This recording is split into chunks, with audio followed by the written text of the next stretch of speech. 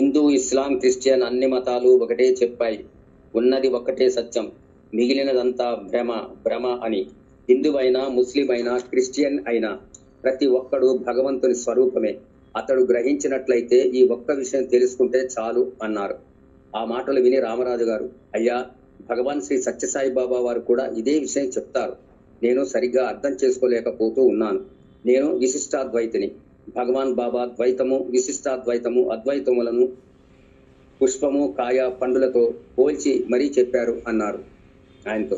అప్పుడు నారాయణ స్వామి మహారాజ్, సత్యసాయి బాబా వారు చెప్పింది అక్షరాల సత్యం. ఆ సత్యాన్ని తెలుసుకోలేనంత వరకు మానవుడు బాధలు పడుతూనే ఉంటాడు. అద్వైతమును గనక తెలుసుకుంటే బాధలన్నీ నాటకములు అని గ్రహిస్తావు. రామకృష్ణుల తల్లిదండ్రులు కూడా ఈ ద్వైత భావంతోనే బాధలు పడ్డారు. ముందు నీవు అర్జునుడివి కా, అప్పుడు నీకు ప్రబోధము జరుగుతుంది, విచారము తొలగిపోతుంది అని అన్నారు.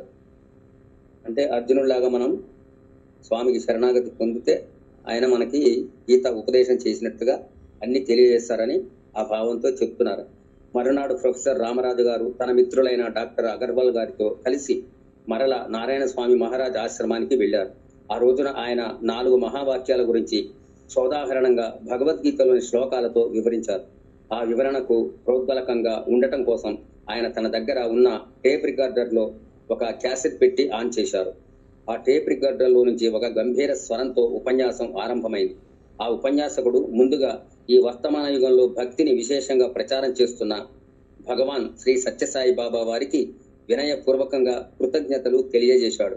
రామ, కృష్ణ, శివ మున్నగు దివ్య నామములు విలువను, శక్తిని కోల్పోయి ఉన్న స్థితిలో భగవాన్ బాబా వారు అవతరించి ఆ పవిత్ర నామాలను దివ్య శక్తితో మరలా ఛార్జీ చేశారు అంటూ అద్వైత వేదాంతం గురించి చెప్పాడు.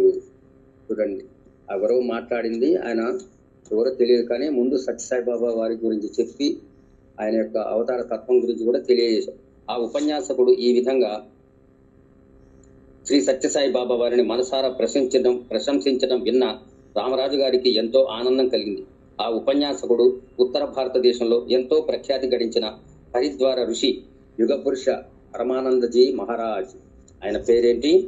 హరిద్వార ఋషి యుగపురుష పరమానందజీ మహారాజ్. ఓహో, ఈ మాటలు వినడం కోసమే కాబోలు స్వామి నన్ను బద్రీ యాత్రకు వెళ్లకుండా ఆపింది అని అనుకున్నారు రామరాజు గారు. అప్పుడు బద్రీ యాత్ర ఆగిపోవటము, యాదృచ్ఛికంగా ఈ హిమాలయ ఆశ్రమానికి రావటము, ఇక్కడ హరిద్వార్, ఋషికేశ్ ఋషులు బాబావారిని ఆరాధనా భావంతో స్తుతించటము, ఇదంతా బాబా తన కోసం చేసిన ప్రేమపూర్వకమైన లీలగా ఆయనకు అనిపించింది.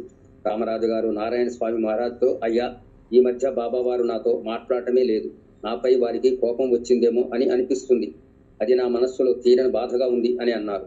అప్పుడు ఆ యోగి పుంగవుడు, బాబావారికి ఎంత మాత్రమూ కోపం ఉండదు, అలా ఉంటారు అంతే, దివ్యత్వాన్ని ప్రశ్నించే అధికారము ఎవ్వరికీ లేదు.